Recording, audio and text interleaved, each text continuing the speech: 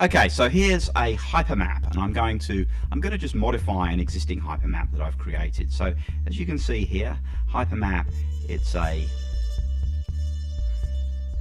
load of links here. So I've got them, and they're grouped in what is possible causes and possible solutions, because I'm trying to help my parents out about how they can reduce their hip pain. So I've done a bit of research and I've put it together in this hypermap.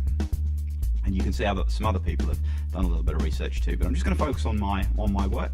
So in the what is section, we can say we've got some hip pain and arthritis, and if I click on hip pain, it takes me over to a Wikipedia page that I put in there to talk about hip pain. There's a similar one, arthritis. There's a few videos here as well on yoga and some other bits and bobs. And so what I'm going to do is I'm going to add an extra item, and I'm going to put it in the possible causes section here. There's there's a sort of hierarchy here. There's the possible causes inflammation, and then there's possible causes of the inflammation, and there's sort of food or drugs I've chosen to sort of specialise on here. So I've got another article about inflammation in general, and I'm going to just pop it in underneath this one here. So what I do is I'll go over to my article. It's from the NHS and the UK, and I'll just grab that URL and I'll just pop it in here. Popping it in, it gives me an opportunity just to preview, just to make sure that that's the right one. And then what I'm going to do is I'm just going to drag it over to here, and as you can see, it's just popped it in NHS and overview just in here. So I've now got another link that somebody else can hyperlink to.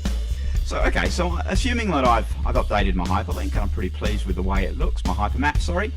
What I'm going to do now is I'm going to share this. So I just click on the share button, copy this code, take this over to a blog post that I've been working on, and I'll just chuck it in the bottom here.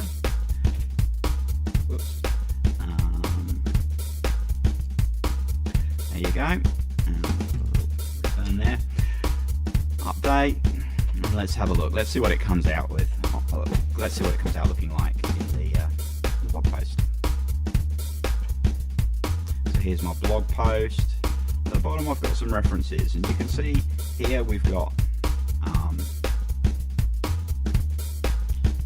links to all of these different items. And